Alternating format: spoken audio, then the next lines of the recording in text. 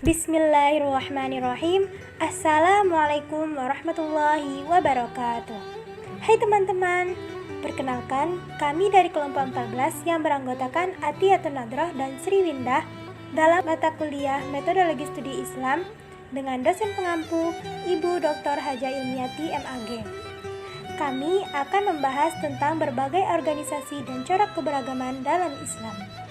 Baiklah teman-teman, pertama sekali kita akan membahas tentang organisasi-organisasi Islam. Yang pertama ada Nahdlatul Ulama, kedua Muhammadiyah, 3 Jamaah Tabligh, 4 Ikhwanul Muslimin, 5 Salafiyah, 6 Syiah, dan 7 Hizbut Tahrir atau HTI. Baiklah teman-teman, marilah kita membahas satu persatu organisasi Islam ini. Yakni yang pertama tadi NU atau Nahdlatul Ulama.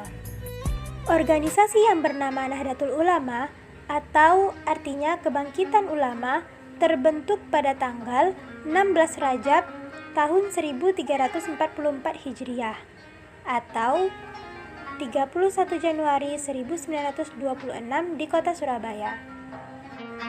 Nahdlatul Ulama dipimpin oleh Kyai Haji Hasyim Asy'ari sebagai Rais Akbar. Nahdlatul Ulama atau yang disingkat dengan NU ini terbentuk dikarenakan munculnya berbagai macam komite dan organisasi yang bersifat embrional.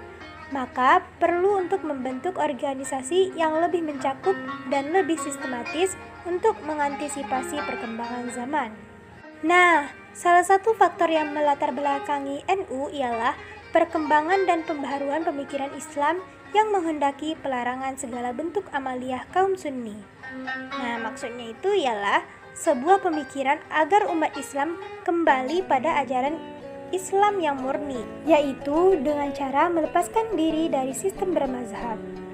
Dasar dan rujukan warga NU dalam berpikir dan bertindak dalam bidang sosial, keagamaan, dan politik ialah dari kitab Qonun Asasi atau artinya prinsip dasar dan kitab I'tiqad Ahlus Sunnah wal Jamaah yang dirumuskan oleh Kyai Haji Hasyim Asy'ari. Sumber hukum Islam bagi NU tidak hanya Al-Quran, Sunnah, tapi juga kemampuan akal dengan realitas empirik. Dalam bidang fikih lebih cenderung mengikuti mazhab Imam Syafi'i dan 3 mazhab lainnya, yaitu mazhab Imam Hanafi, Maliki, dan Hambali. Sesuai lambang NU berbintang 4 di bawah. Nah, adapun basis pendukung NU ini dilihat dari segi pendukung atau simpatisan. Ada 2 cara melihatnya, dari segi politik, dari jumlah perolehan suara partai-partai yang berbasis dengan NU seperti PKB, PNU, PKU, Partai Sunni, dan sebagian dari PPP. Dari segi keagamaan, dari jumlah yang mendukung dan mengikuti paham keagamaan NU. Diperkirakan sekitar 51 juta dari Muslim santri Indonesia, pendukung atau pengikut paham keagamaan NU. Pengikut NU itu terdapat di Pulau Jawa, Kalimantan, Sulawesi, dan Sumatera. Adapun usaha-usaha yang dilakukan Nahdlatul Ulama diantaranya di bidang agama yaitu melaksanakan dakwah Islamiyah dan meningkatkan rasa persaudaraan yang berpijak pada semangat persatuan dalam perbedaan. Di bidang pendidikan yaitu menyelenggarakan pendidikan yang sesuai dengan nilai-nilai Islam untuk membentuk muslim yang bertakwa, berbudi luhur, berpengetahuan luas. Hal ini terbukti dengan lahirnya lembaga-lembaga pendidikan yang bernuansa NU dan sudah tersebar di berbagai daerah khususnya di Pulau Jawa. Sedangkan di bidang sosial budaya, NU ini mengusahakan kesejahteraan rakyat serta kebudayaan yang sesuai dengan nilai keislaman dan kemanusiaan. Selanjutnya di bidang ekonomi, mengusahakan pemerataan kesempatan untuk menikmati hasil pembangunan dengan mengutamakan berkembangnya ekonomi rakyat. Hal ini ditandai dengan lahirnya BMT dan badan keuangan lain yang telah terbukti membantu masyarakat. Dan usaha NU yang lainnya ialah mengembangkan usaha lain yang bermanfaat bagi masyarakat luas. NU ini berusaha mengabdi dan menjadi yang terbaik bagi masyarakat publik. Nah, berikutnya organisasi yang kedua yaitu organisasi Muhammadiyah. Nama organisasi ini diambil dari nama Nabi Muhammad SAW sehingga dikenal sebagai orang yang menjadi pengikut Nabi. Tujuan utama Muhammadiyah yaitu mengembalikan seluruh penyimpangan yang terjadi dalam proses dakwah. Pendirinya yaitu Kiai Haji Ahmad Dahlan di Kampung Kauman, Yogyakarta pada tanggal 18 November 1912 atau bertepatan pada tanggal 8 Zulhijjah 1330 Hijriah. Pengaruh Muhammadiyah terdapat di Yogyakarta, Surakarta, Pekalongan, dan Pekajangan pada tahun 1922. Dan pada tahun 1938 Muhammadiyah telah tersebar ke seluruh Indonesia.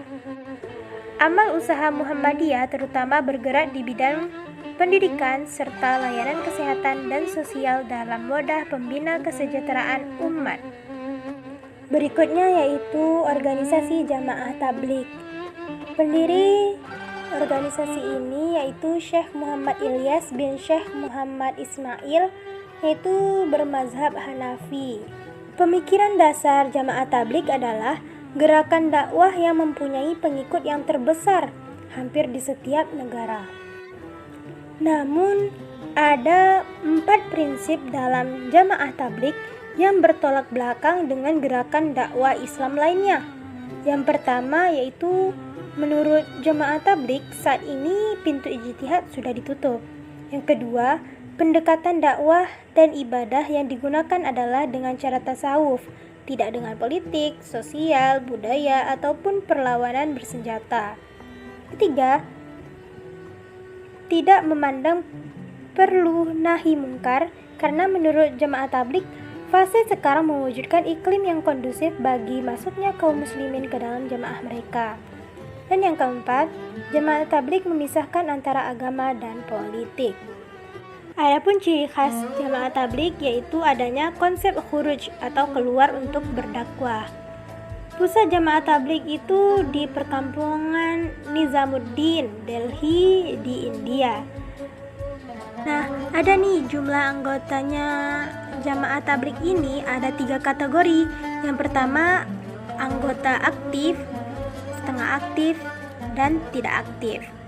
Nah, yang pertama itu anggota aktif, yaitu anggota yang selalu berdakwah atau membaca Riyadus Shalihin, kitab referensi, selalu memakai pakaian yang dianggap sunnah dan juga selalu rutin menghadiri pengajian mingguan setiap Jumat malam. Kategori kedua yaitu setengah aktif. Nah, ini kalau setengah aktif ini yaitu kadang-kadang mau berdakwah dan semaunya, kadang-kadang dakwah, kadang mau, kadang enggak gitu ya. Yang ketiga, kategori anggota yang tidak aktif atau masih pada tahap belajar, tidak mau berdakwah kecuali kalau diajak oleh anggota yang aktif. Berikutnya ada organisasi Ikhwanul Muslimin. Organisasi Ikhwanul Muslimin ini berdiri di kota Ismailia, Mesir pada Maret 1928. Pendirinya yaitu Hasan al-Banna dengan 6 tokoh lainnya. Adapun 6 tokoh tersebut ialah Hafiz Abdul Hamid, Ahmad al-Khusairi, Fuad Ibrahim, Abdurrahman Hasbullah, Ismail, dan Zaki al-Maghribi. Adapun tujuan Ikhwanul Muslimin yaitu mewujudkan terbentuknya sosok individu muslim, rumah tangga islami, bangsa dan pemerintah yang islami, negara yang dipimpin oleh negara-negara Islam, menyatukan perpecahan kaum muslimin dan negara mereka yang terrampas, kemudian membawa bendera jihad dan dakwah kepada Allah sehingga dunia mendapatkan ketentraman dengan ajaran Islam. Al-Ikhwan berbeda dan menolak kaidah. Mereka mengutuk terorisme dan landasan mereka yaitu Allah tujuan kami, Rasulullah teladan kami, Al-Quran landasan hukum kami, jihad jalan kami, dan mati syahid di jalan Allah cita-cita kami yang tertinggi. Kemudian, adapun 8 aspek luasnya cakupan Islam sebagai ideologi yang dianut yaitu dakwah salaf, jalan sunnah, hakikat sufi, lembaga politik, kelompok olahraga, ikatan ilmiah berwawasan, perserikatan ekonomi, dan pemikiran sosial. Pimpinannya yaitu Mursyid Am atau ketua umumnya yaitu Mursyid Am. Tugasnya untuk mengatur organisasi Ikhwanul Muslimin di seluruh dunia semakin berkembang di Indonesia dengan adanya Partai Masyumi. Selanjutnya ada organisasi Salafiyah. Istilah Salafi telah digunakan sejak zaman Rasulullah. Salafi memiliki 3 generasi pertama umat Islam, yaitu Muhammad dan para sahabatnya, tabi'in dan tabi'ut tabi'in. Bedanya, kalau tidak mengikuti sunnah Nabi disebut dengan bid'ah. Selanjutnya, organisasi Syiah. Syiah adalah salah satu sekte pecahan dari Islam. Dalam keyakinan Syiah dikatakan bahwa Rasul Islam Muhammad menunjuk Ali bin Abi Thalib sebagai penggantinya dan imam setelahnya. Tanpa memperhatikan perbedaan tentang khalifah, Syiah mengakui otoritas imam Syiah atau juga dikenal dengan khalifah ilahi sebagai pemegang otoritas agama. Walaupun sekte-sekte dalam Syiah berbeda dalam siapa pengganti para imam dan imam saat ini. Aliran Syiah dalam sejarahnya terpecah-pecah dalam masalah imamiyah. Sekte terbesar adalah 12 imam, diikuti oleh Zaidiyah dan Ismailiyah. Ketiga kelompok terbesar itu mengikuti garis yang berbeda imamiyah, yakni 12 imam. Dan organisasi yang terakhir ini yaitu HTI. HTI ini kepanjangan dari Hizbut Tahrir ya teman-teman. HTI masuk ke Indonesia pada 1983 oleh Abdurrahman Al-Baghdadi, seorang mubalik sekaligus aktivis Hizbut Tahrir yang berbasis di Australia. Ia memulainya dengan mengajarkan pemahamannya ke beberapa kampus di Indonesia hingga menjadi salah satu gerakan. Nah, kehadiran HTI ini tidak bisa dilepaskan begitu saja dari Hizbut Tahrir di Palestina yang didirikan oleh Taqiyuddin An-Nabhani pada 1953. Kehadirannya sebagai gerakan politik memang mengusung panji penegakan sistem khilafah al-Islamiyah. Ide ini memunculkan konsekuensi bahwa gerakan Hizbut Tahrir yang awalnya merupakan partai politik di Palestina menyebar dan punya sifat lintas negara. Secara garis besar, tujuan Hizbut Tahrir adalah menghidupkan konsep politik yang diklaim merupakan kewajiban dalam kitab suci sunnah dan telah diwujudkan dalam sejarah kekuasaan Islam sejak era Nabi Muhammad sampai kejatuhan Imperium Utsmani pada abad ke-18 Masehi.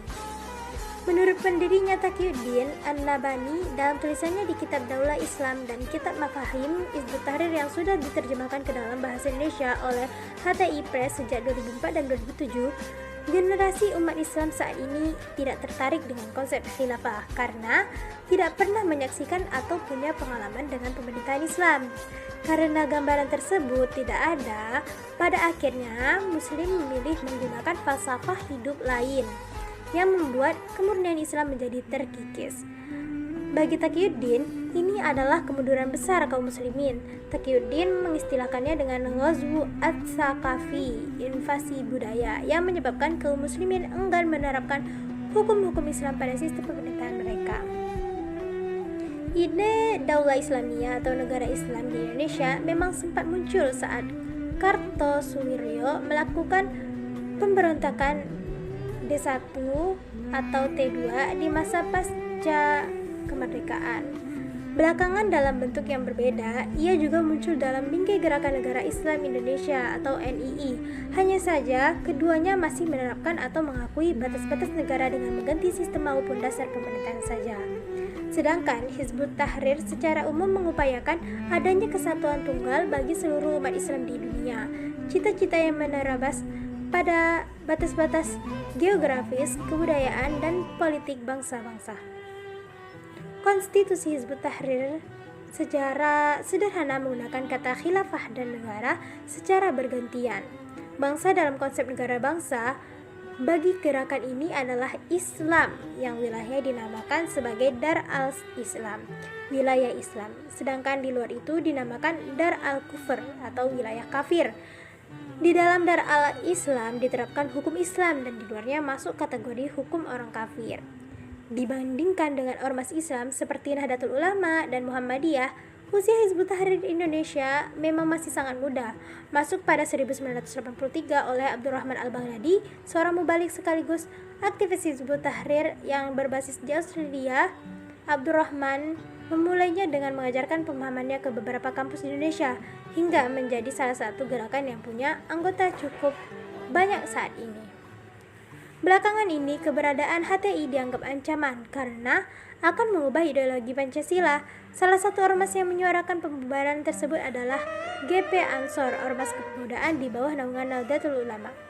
Hari ini secara resmi, pemerintah mengambil sikap tegas terhadap keberadaan HTI tersebut.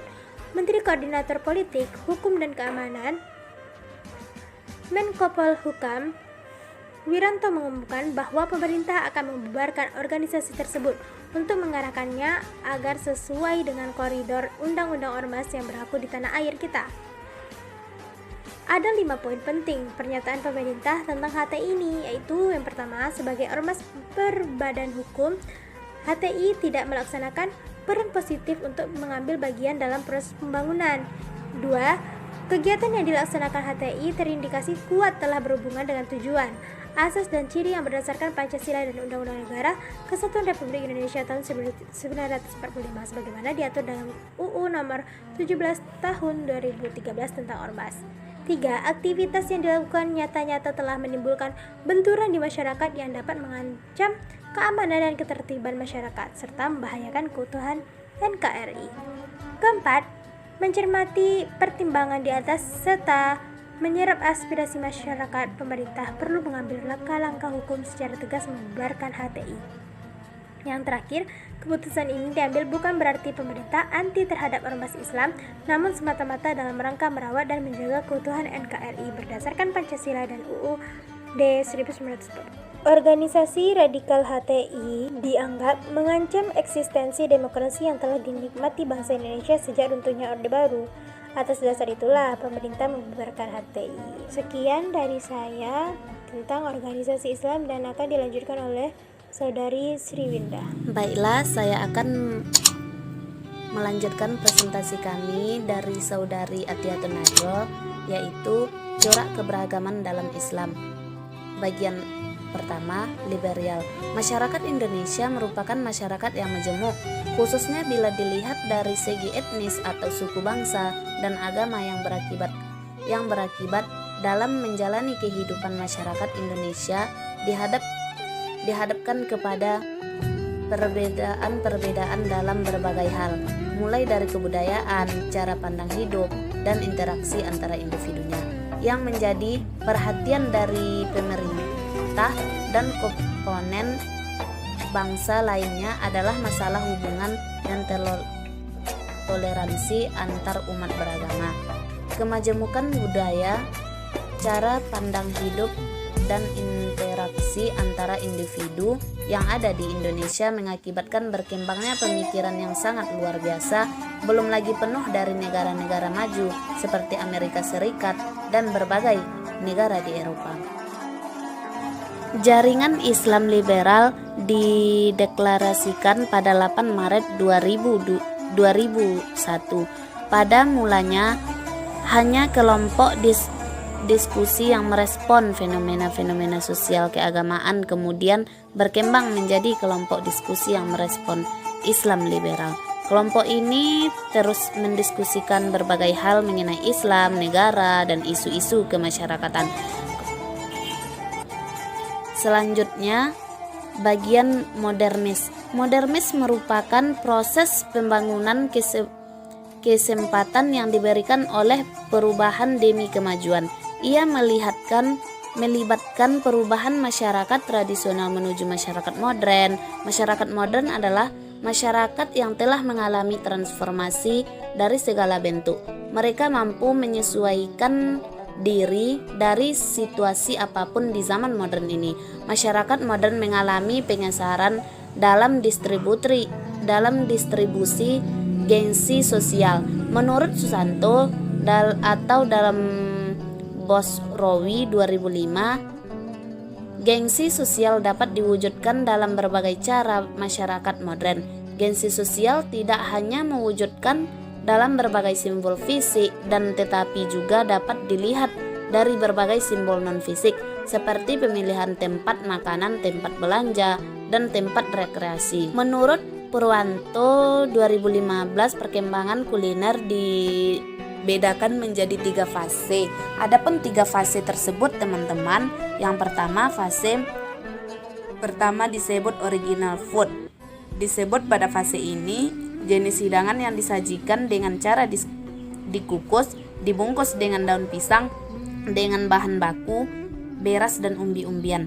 Fase yang kedua teman-teman, multicultural food dinamakan, di mana pada fase ini jenis hidangan yang dipadukan dengan hidangan lokal seperti sosis, bergedel atau risol dan gulai.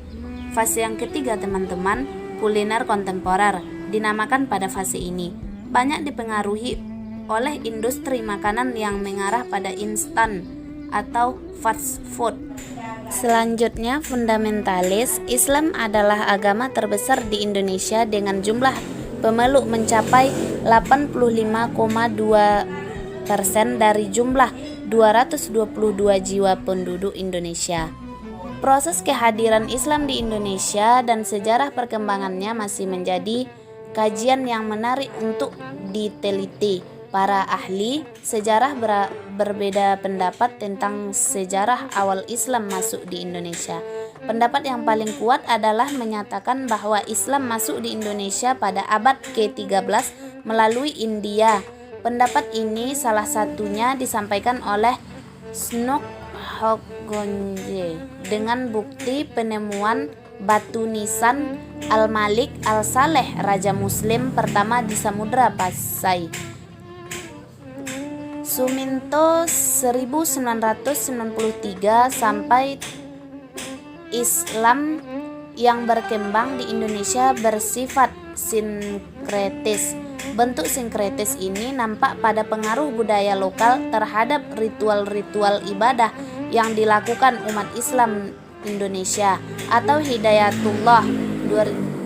Seiring dengan perkembangan zaman dan teknologi, berkembang pula pemikiran tentang keagamaan. Selanjutnya, radikalisme. Radikalisme berasal dari bahasa Latin redik yang berarti akar. Maksudnya yakni berpikir secara mendalam terhadap sesuatu sampai ke akar-akarnya. Merupakan istilah yang digunakan pada akhir abad ke-18 untuk pendukung gerakan radikal. Radikalisme merupakan satu paham yang menghendaki adanya perubahan, penggantian dan penjebolan terhadap suatu sistem masyarakat sampai ke akarnya. Radikalisme menginginkan adanya perubahan secara total terhadap suatu kondisi atau semua aspek kehidupan masyarakat.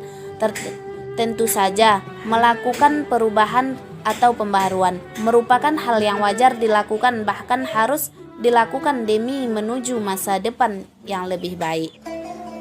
Dalam pembelajaran sejarah manusia, agama seringkali tidak selalu artikulatif. Suasana paradoks sering menyertai kehidupan penganut agama.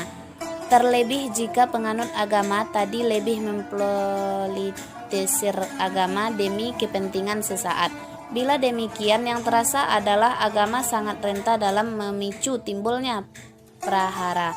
Dasar diturunkannya agama oleh Tuhan seolah-olah tidak lagi sesuai dengan harapan yang ideal, sebab serta dalam muatan sistem-sistem sehingga memburamkan salah satu tujuan agama, yakni bahwa kedamaian prahara sosial dan politik dengan dalih atas nama agama kerap kali menonjol dan tidak saja terjadi di Indonesia, melainkan telah menjadi gejala umum dari kehidupan masyarakat dunia. Adapun yang perlu diperhatikan adalah apakah fenomena keagamaan itu hal dijadikan sumber justifikasi atas apa yang hendak dilakukan oleh penganutnya tanpa menghentikan nilai-nilai kemanusiaan. Akhir-akhir ini penyebaran paham radikalisme yang menyebar di sekolah-sekolah bisa masuk melalui kegiatan ekstrakurikuler. Salah satunya Rohis yang memang bergerak di bidang keagamaan. Di situ mereka diajari benih-benih tentang keyakinan yang diarahkan kepada radikalisme, sedangkan para peserta didik belum bisa memahami akan dibawa ke arah mana. Mereka hanya bisa mengikuti dan mencoba menjalankan dari apa yang mereka dengar. Ketika apa yang mereka dapat ditelan mentah-mentah bisa berdampak buruk terhadap keyakinan dan diikuti dengan tingkah laku terhadap mereka.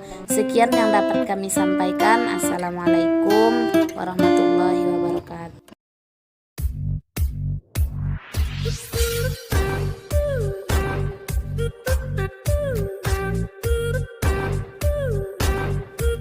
Thank you.